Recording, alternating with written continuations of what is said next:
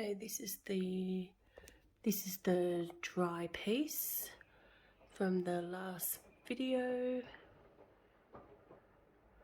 There we go. Turned out quite pretty.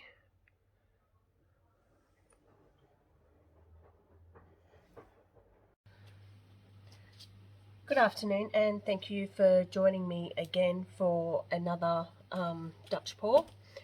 So today I will be using Amsterdam Olive Green Deep, Amsterdam Primary Magenta, Sterling Silver, Deco Art Sterling Silver, Amsterdam Yellowish Green, Montmartre Metallic Copper, and just an Amsterdam Burnt Umber. So those are my colours today. So I will line those up. So I will be having a base today. I'm just going to be doing a white, just a white base. So I made up some of these earlier, so hopefully it's not too thin. Just give it a little bit of a shake.